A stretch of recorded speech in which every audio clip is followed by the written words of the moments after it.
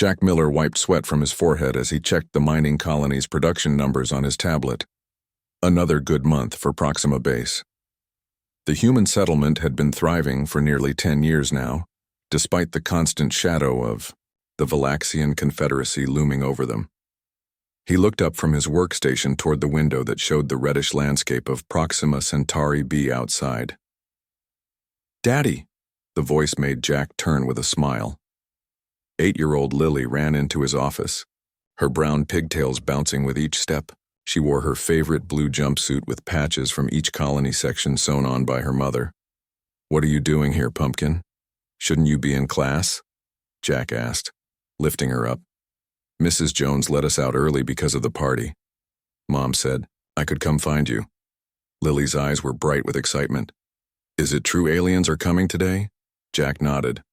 "Yes, representatives from the Valaxian Confederacy. But remember what we talked about? They're just here for boring grown-up business. But I've never seen real aliens before, only in videos." Lily bounced in his arms. Jack put her down gently. "They're not here to meet children.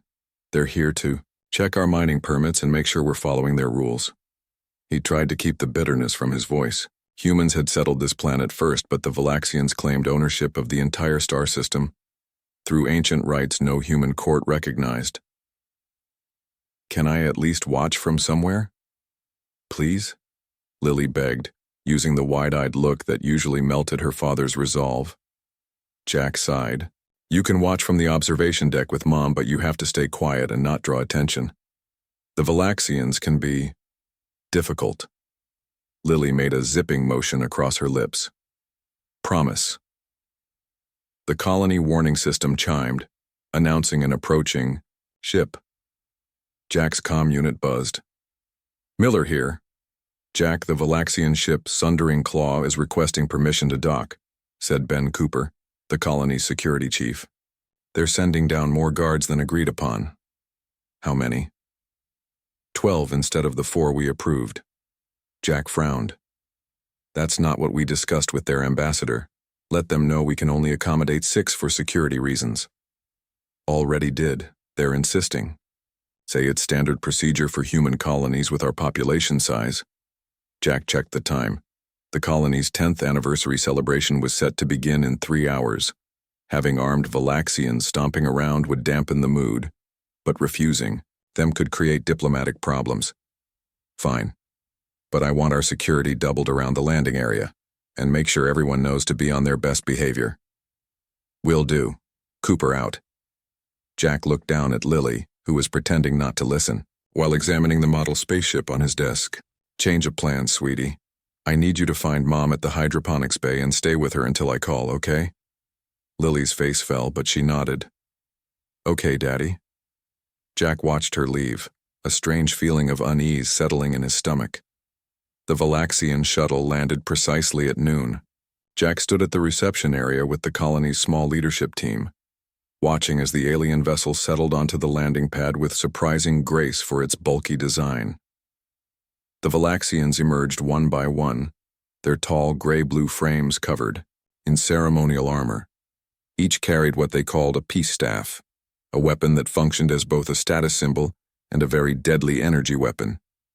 Their 4 eyes, 2 large ones for distance, 2 smaller ones for close work, scanned the human welcome party with obvious disdain.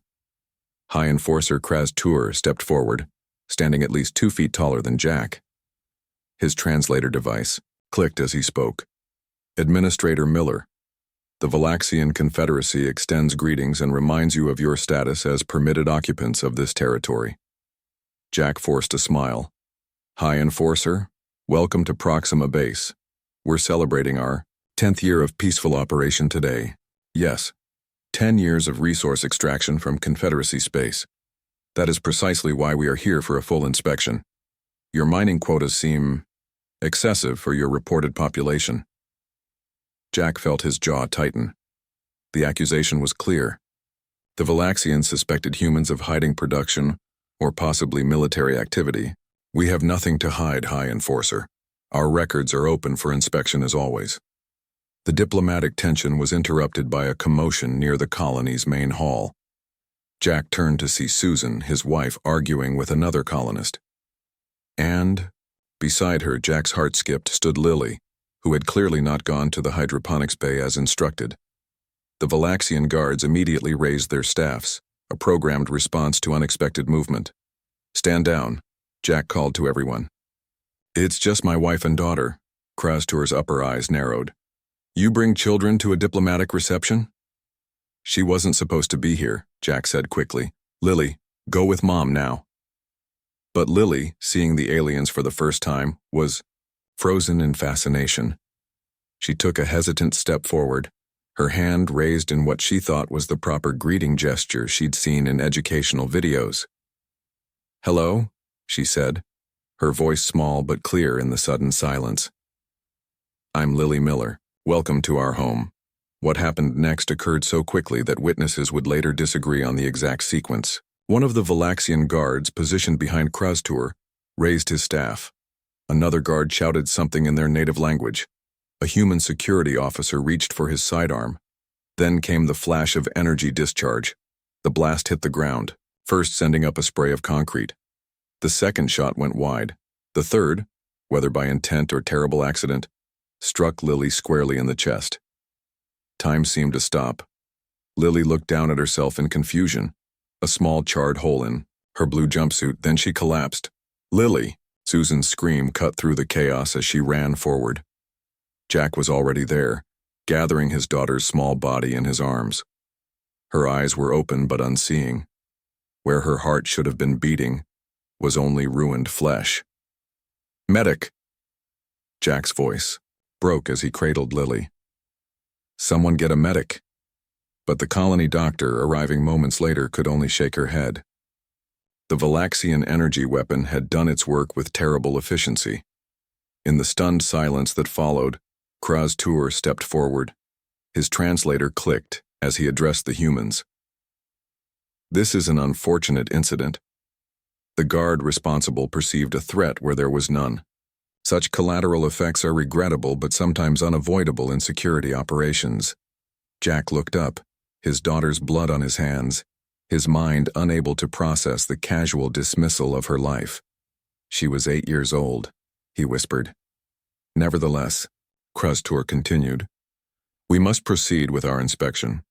Perhaps this will serve as a valuable reminder of proper protocols when receiving Confederacy officials."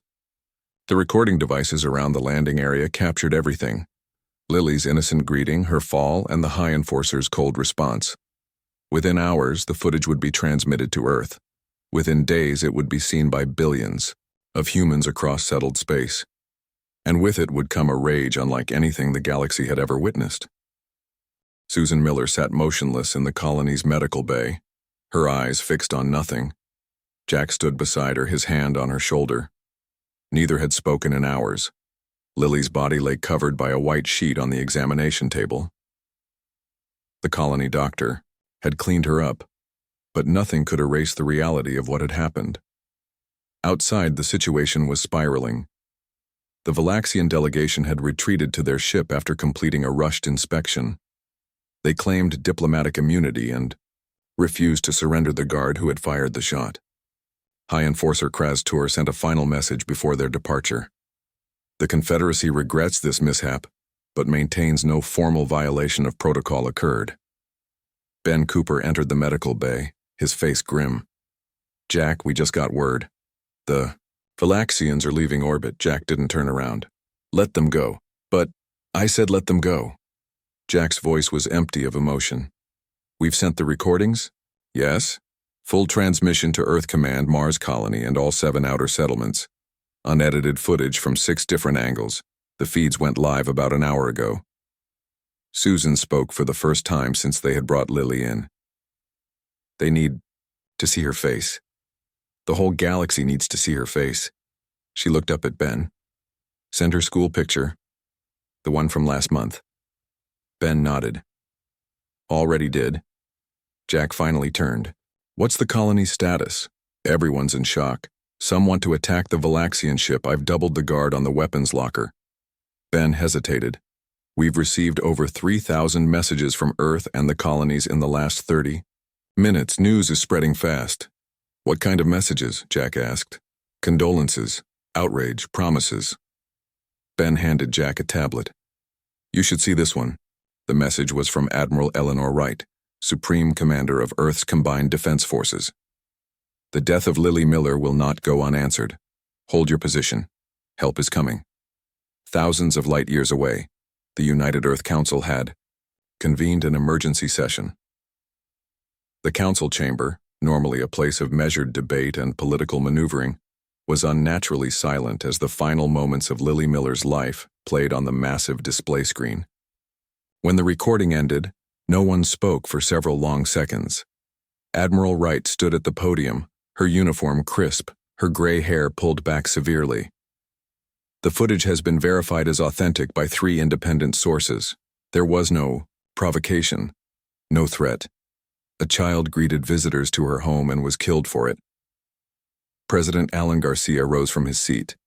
At 67, he was known as a moderate voice, always seeking compromise. There was no compromise in his eyes now. What are the Valaxians saying? He asked. They claim their guard acted according to standard protocol when confronted with an unidentified approach during a security operation. Admiral Wright replied. They have refused to turn over the individual responsible and have characterized the incident as a regrettable but minor diplomatic complication. A murmur of anger swept through the chamber. And our military assessment? President Garcia asked. Admiral Wright tapped her tablet and the display changed to show a map of nearby space. The Valaxian Confederacy controls 27 star systems along our eastern expansion corridor. They have approximately 6,000 ships of various classes, though many are outdated. They've never faced a serious military challenge in their modern history. And our capabilities? Admiral Wright's expression remained neutral. We've been preparing for this possibility since the first human Valaxian contact, Mr. President. Operation Kindergarten can be fully activated within 48 hours. A hushed conversation broke out among the council members. Operation Kindergarten? Asked the representative from the African Union. I'm not familiar with this program. It's been compartmentalized, Madam Representative, Admiral Wright explained. For the past 15 years, every civilian vessel above certain tonnage has been built with dormant military capabilities. Every mining outpost includes concealed weapons platforms. Every trade agreement has included hidden provisions for rapid militarization. You've been preparing for war without council approval? The European representative's voice rose in disbelief. No, sir. We've been preparing for the defense of human lives with full approval from the Security Council. The files were available to all representatives with alpha clearance. Admiral Wright's voice was steady. The Valaxians, and other species, believe we are technologically inferior and psychologically incapable of sustained military action. They are wrong on both counts. President Garcia raised his hand for silence. The Council will vote. The options are clear: diplomatic censure and economic sanctions, or military response. The vote took less than 5 minutes. For the first time, in United Earth history, the Council vote was unanimous. President Garcia nodded once. Admiral Wright, you have authorization to activate Operation Kindergarten. The Council is issuing what will be known as the Miller Declaration. Back on Proxima Centauri B, Jack and Susan Miller had finally left the medical bay. They sat in their small living quarters surrounded by Lily's things, her stuffed animals, her drawings on the wall, her shoes by the door. Ben Cooper knocked and entered without waiting. His face was flushed with emotion. Jack, Susan, you need to see this. He activated the view screen on the wall. President Garcia's face appeared, addressing not just Earth, but all human settlements across the galaxy. Today, a human child was killed without provocation or justification. Lily Miller, 8 years old, was struck down by Valaxian weapons while offering a greeting of peace. The United Earth Council has unanimously declared that this act cannot and will not stand unanswered. The President's voice grew harder. We have issued the following demands to the Valaxian Confederacy: immediate surrender of all personnel involved in the killing, complete reparations to the Miller family and Proxima Colony, formal acknowledgement of guilt, cession of the 3 disputed systems along our border. Susan reached for Jack's hand as the President continued. The Valaxians have 72 hours to comply. If they do not, the full military might of Earth and her colonies will be brought to bear. Make no mistake, this is not a negotiation. This is not a threat. This is a promise to every human child on every world: we will protect you. The broadcast switched to show Lily's school picture, her bright smile, her curious eyes, her pigtails slightly uneven. Below it was a simple phrase that was already appearing on screens, buildings, and homemade signs across human space. Remember, Lily? Ben's communicator beeped. Cooper here. He listened, his eyes widening. When? How many? Another pause. Understood. He looked at Jack and Susan. The Valaxians just sent their response to Earth. They've refused all demands and called humanity a primitive species prone to emotional overreaction. Jack stood up slowly. And, Ben said, his voice filled with wonder. 3 human battle fleets just dropped out of hyperspace at the edge of our system. Ships we didn't even know existed. The first wave of over 800 vessels. He swallowed hard. We're at war. General Keith Harrison stood on the bridge of the Righteous Fury, watching as his officers prepared for humanity's first coordinated military action against an alien power. At 56, Harrison had spent 30 years preparing for a war most. People didn't believe would ever happen. Now it was here, triggered by the death of a single child. Status report, he said quietly. His second-in-command, Captain Olivia Reed, looked up from her station. All 817 ships in the first wave are in position, sir. Second and third waves are moving into jump positions near Saturn and Mars. Ground forces are boarding transport vessels. And the civilian response? Captain Reed's eyes widened slightly. Beyond all projections, sir, over 12,000 civilian ships have reported for conversion. Mining guilds are turning over their defense platforms. The colonial militia on Europa reports 100% mobilization. We're seeing similar numbers across all settlements. Harrison nodded. This was what the aliens had never understood about humans. They mistook humanity's patience for weakness, its desire for peace, as fear. They failed to grasp that humans had not abandoned their capacity for war.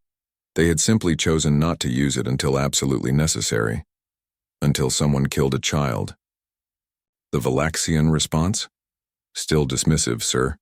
Their high command sent a message calling our fleet movements an amusing display of primitive aggression. They expect us to stand down after a show of force. Harrison almost smiled. Send the, order to all ships. Operation Kindergarten is fully activated. First target is the Valaxian defense grid at Rigel 9. 12 light-years away, the Valaxian military base at Rigel 9 was on standard alert. High Commander Zexval was reviewing reports when a junior officer approached. High Commander, hour-long range. Sensors have detected unusual energy signatures at the edge of the system. They appear to be... The officer never finished his sentence. The space around Rigel 9 suddenly warped as human ships appeared inside the defense perimeter. Not outside where they could be detected and targeted, but inside where they had no right to be according to any known physics. On the main command ship, Admiral Pamela Reeves watched as her fleet executed the first strike. The jump technology had worked perfectly, placing human vessels inside the Valaxian defense grid. It was technology humans had possessed for decades but kept hidden, letting the galaxy believe they relied on slower, conventional drives. All ships, you have your targets, she said calmly. For Lily. The phrase was repeated across the comm system by hundreds of captains. For Lily. What followed was not the chaotic attack the Valaxians might have expected from emotional primitives. Instead, human forces struck with cold, methodical precision. Key defensive installations were destroyed first, communication arrays second, shipyards third. Within 3 hours, the most important Valaxian military base in the sector had been systematically dismantled without a single civilian casualty. Admiral Reeves opened a system-wide broadcast channel, knowing the message would soon reach the Valaxian homeworld. This is Admiral Pamela Reeves of Earth Combined Forces. The destruction of your military facilities at Rigel 9 is complete. We have disabled your capacity to threaten human settlements in this sector. We have not targeted civilian populations. Remember this restraint. It is more than you showed a human child." She paused. "This is for Lily, and we're just getting started." As the human fleet jumped away, leaving the stunned Valaxians to assess their losses, news of the attack spread through the galaxy. Other species watched in growing alarm. The Zorvan ambassador to Earth requested an emergency meeting with President Garcia. "This response seems disproportionate to the incident," the ambassador said carefully. "While regrettable, the death of one offspring, her name was Lily Miller," President Garcia interrupted. "She had a favorite stuffed animal, a purple elephant named Ellie. She was learning to play the piano. She wanted to be a space explorer." His eyes fixed on the ambassador. "We are not discussing the death of one offspring. We are discussing the murder of Lily Miller. And yes, we will burn down the galaxy for her if necessary." The ambassador left the meeting visibly shaken. His report to the Galactic Council included a warning. They are not behaving according to any rational risk assessment. Their response cannot be calculated using standard deterrence models.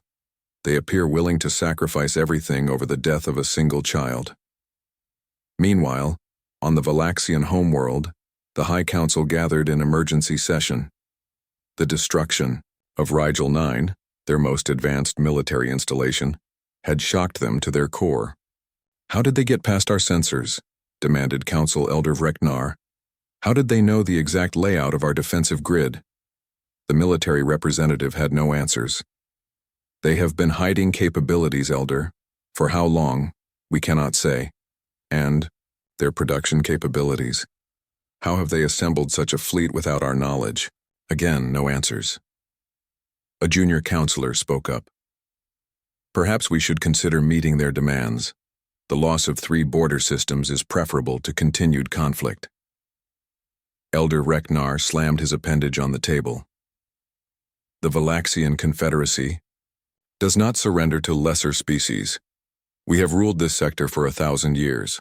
We will not be cowed by primitive emotional reactions to a single accidental death." "With respect, Elder," the military representative said carefully, "their reaction does not appear to be primitive or emotional. Their attack was calculated, precise, and executed with a level of coordination that suggests extensive planning. They knew exactly how to disable our defenses with minimal losses to their own forces." Before the council could respond, an aide rushed in. "Elders, human forces have been detected in the Proxima 3 system. They've engaged our patrol fleet on the bridge of the human battleship Vigilant."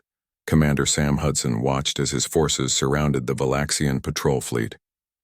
The alien vessels, 7 in total, were arranged in a defensive formation. "Open a channel," Hudson ordered. The communications officer nodded. "Channel open, sir."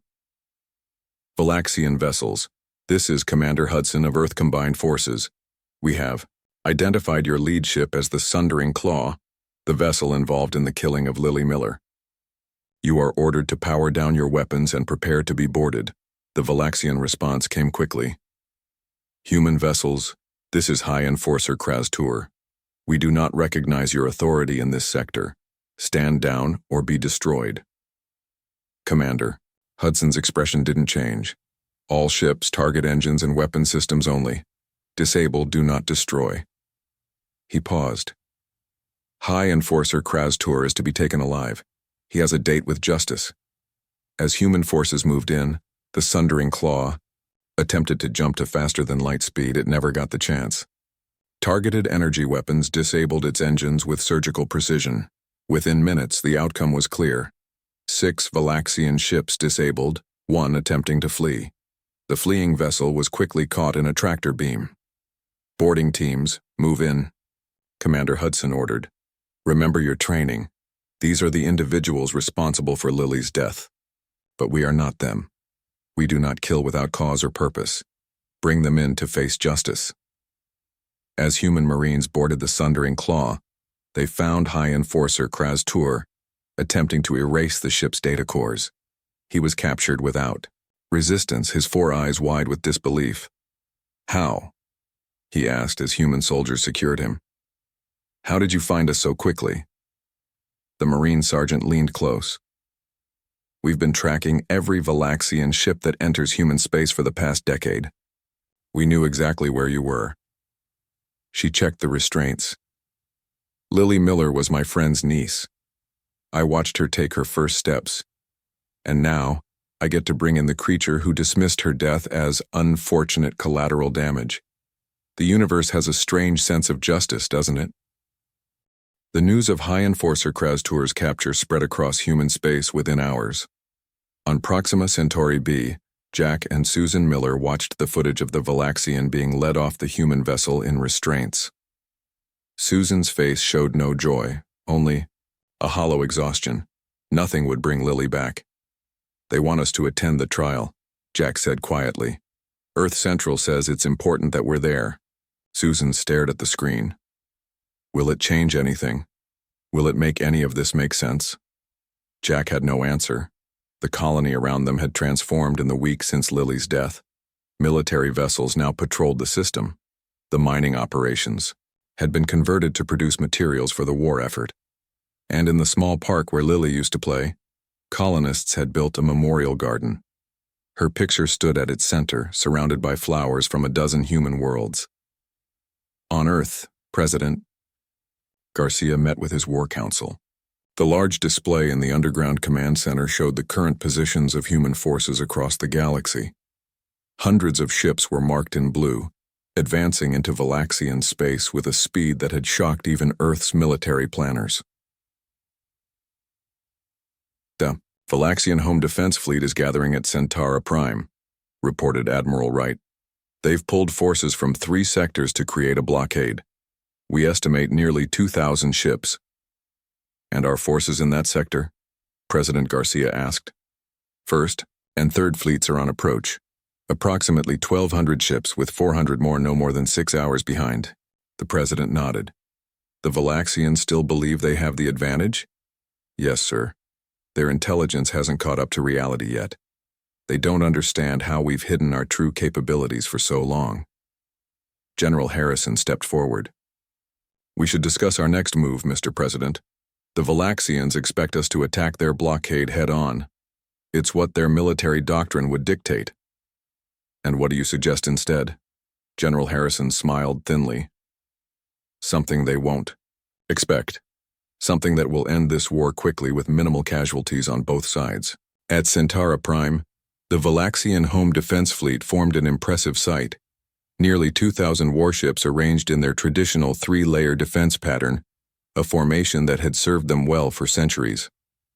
High Command had broadcast messages across the Confederacy assuring citizens that the human threat would soon be contained. Fleet Commander Dravthal stood on the bridge of the flagship Eternal Dominion, watching as his officers directed the massive fleet. Status of the human forces? He asked.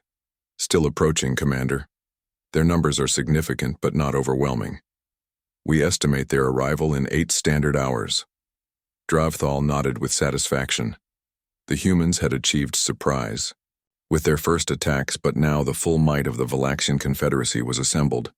This would be a proper battle, and the humans would learn why the Valaxians had dominated this sector for a millennium.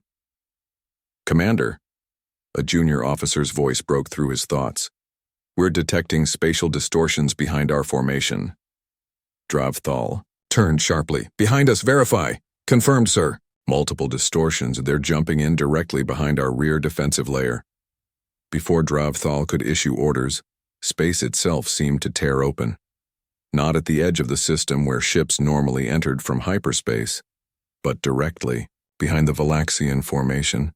Over 800 human vessels appeared simultaneously, already in attack position. All ships reposition, Dravthal shouted. Rear layer, engage the enemy. But even as his fleet began to move, more spatial distortions appeared, this time directly above the Valaxian formation. Another 600 human ships emerged, and then, most shocking of all, a final wave appeared directly in front of the Valaxian fleet, cutting off their escape route and surrounding them completely. Aboard the human command ship, Defiant, Admiral Claire Foster watched as her forces completed the encirclement. The Valaxian fleet was now surrounded on all sides, caught in a three-dimensional trap with nowhere to run. "Open a channel to the Valaxian flagship," she ordered. When the connection was established, Admiral Foster spoke clearly and calmly. "Valaxian fleet, this is Admiral Foster of Earth Combined Forces. Your fleet is surrounded and outgunned. We have disabled your ability to jump to hyperspace. You have two options: surrender or be destroyed." On the Eternal Dominion, Fleet Commander Dravthal stared at the human woman on his view screen with disbelief. "This is impossible," he said.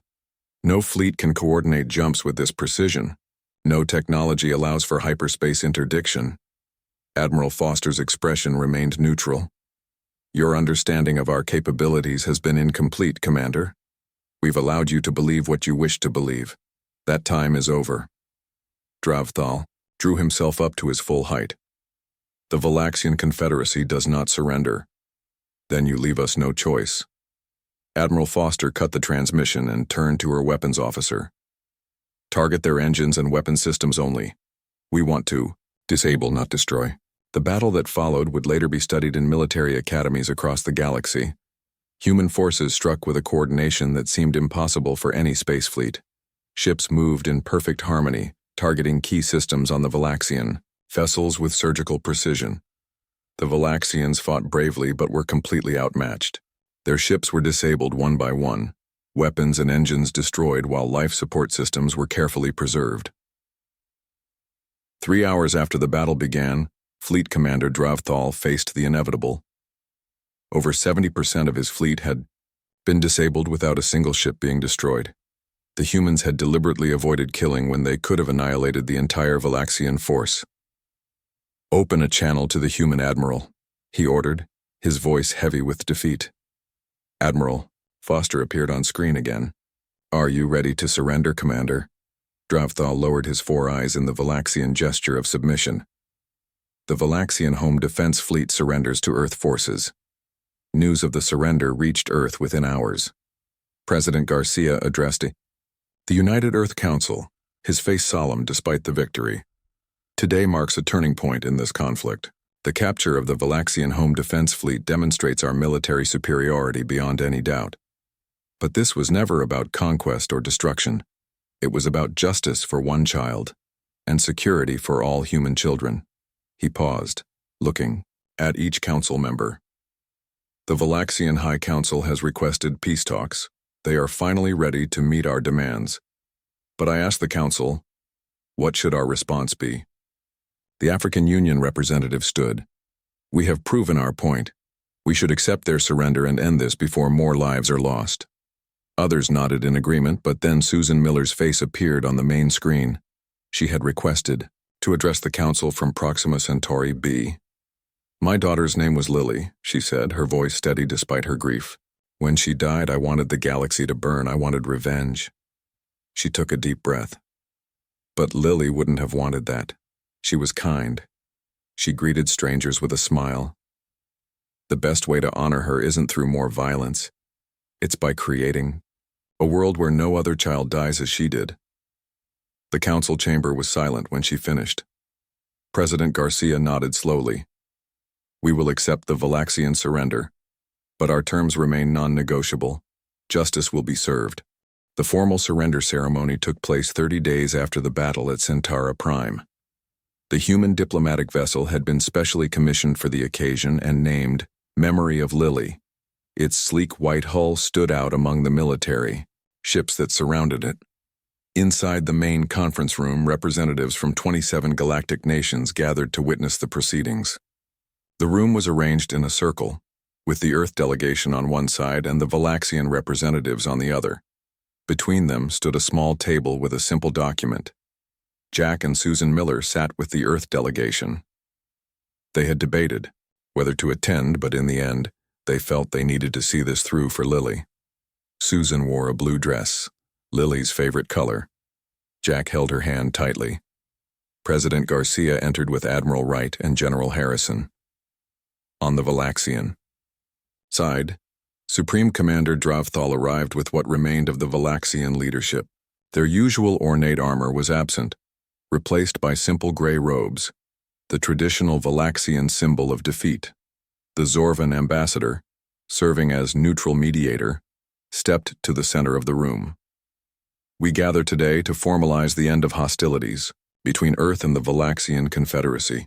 This conflict, though brief, has changed the balance of power in our galaxy forever. Dravthal approached the table first. His 4 eyes blinked slowly as he looked at the document. "The terms are severe," he said. "They are just," President Garcia replied, "and far more merciful than many would have preferred." The terms had been debated extensively by the Earth Council. Some had pushed for the complete dismantling of the Valaxian civilization. Others had demanded massive territorial concessions. In the end, Susan Miller's words had guided their decision. Justice, not vengeance. The final terms required the complete demilitarization of the Valaxian Confederacy. All those involved in Lily's death would face trial. The disputed border systems would be placed under joint control, with human security forces taking the lead. The Valaxians would establish education programs about human customs and values, particularly regarding the protection of children. And on the Valaxian homeworld, a permanent memorial to Lily Miller would stand as a reminder. Dravthal picked up the ceremonial pen. His hand trembled slightly, but his voice was firm. "I sign this document recognizing that the Valaxian Confederacy bears responsibility for the death of the human child, Lily Miller. We accept these terms and pledge to honor them fully." After the document was signed, Susan Miller asked to speak. She approached the center of the room, her step steady despite her grief. "My daughter was 8 years old," she began. "She loved to draw. She collected rocks from every part of our colony because she thought they were beautiful. She wanted to be friends with everyone she met, including your people." She looked directly at Dravthal. "I don't hate you, I pity you. You never got to know her. You never understood what you took from this universe when you killed her." Dravthal lowered his eyes. "We did not understand the value humans place on their offspring. In our culture—" "No," Susan interrupted. "Don't hide behind cultural differences. You knew she was a child. You knew she was innocent. You simply didn't care. That wasn't a cultural misunderstanding, it was cruelty." She took a deep breath. "But this war isn't just about Lily. It's about every child, of every species. No child should die because someone with power decided their life didn't matter." She looked around the room at the representatives from across the galaxy. "Remember that, all of you." When the ceremony ended, Jack and Susan walked slowly through the ship back to their quarters. The war was over. Justice of a sort had been served, but their daughter was still gone. "Do you think it will make a difference?" Jack asked quietly. "Do you think anything will really change?" Susan stopped beside a viewport. Outside, stars stretched into infinity. "I have to believe it will. Otherwise, what was it all for?" 6 months later, Jack and Susan Miller stood on the surface of the Valaxian homeworld. They had been invited to the dedication of the memorial garden. The Valaxian sky glowed purple above them as they walked through an archway into a circular garden. At the center stood a simple fountain. Water flowed over a smooth stone surface, surrounding a plaque with Lily's picture.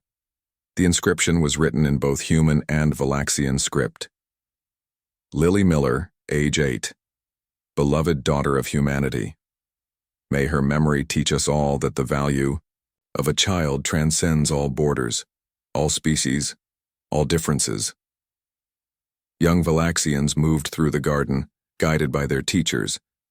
They stopped to study Lily's image, to hear her story. Each child placed a small stone near the fountain, a Valaxian tradition to honor the dead. But they had also adopted a human tradition. Some of the stones were painted in bright colors, just as Lily had painted her collection of rocks. One young Valaxian approached Susan hesitantly. "Is it true?" the child asked through a translator. "Did your daughter want to be friends with Valaxians?" Susan knelt down to meet the child's 4 eyes. "Yes, she wanted to be friends with everyone she met." The child placed a bright blue painted stone near the fountain. "Then I will be her friend now." Across the galaxy, the balance of power had shifted dramatically. Human diplomats, once dismissed as representatives of a minor species, now commanded respect in every forum. Trade agreements suddenly favored human interests. Border disputes were resolved with remarkable speed, usually in humanity's favor. But the most significant change was invisible to most. In diplomatic protocols across dozens of species, new rules were established regarding the treatment of the young. Protections that had once applied only to the offspring of powerful races were extended to all children of all species. On Earth, the United Council established what became known as the Lily Doctrine. Peaceful coexistence was always preferred, but any threat to human children would be met with overwhelming force. No exceptions. President Garcia spoke about it in his final address before leaving office. From unimaginable tragedy has come a new understanding. The galaxy now knows that humans value nothing more highly than our children. We will trade, we will cooperate, we will share knowledge and resources, but we will never again allow any power to threaten the youngest among us. 1 year after Lily's death, Jack and Susan Miller returned to Proxima Centauri b. The colony had been rebuilt and expanded. New security systems ensured nothing like what happened to Lily would ever happen again. In the memorial garden where Lily's picture stood, Susan planted earth daisies, Lily's favorite flower. Beside them grew Valaxian sun blossoms, their petals changing color throughout the day. Children from the colony came often to the garden, leaving small treasures, pretty rocks, drawings, toy spaceships. She would have liked this, Jack said, as they sat on a bench watching the alien sunset. All these different children playing together. Susan nodded, tears in her eyes. She would have. And somewhere out there, because of her, other children are safe. She took his hand. It's not enough, it will never be enough. But it's something. As darkness fell, the stars appeared above them. Thousands of points of light in the vast galaxy. A galaxy forever changed because of one small girl who had only wanted to say hello.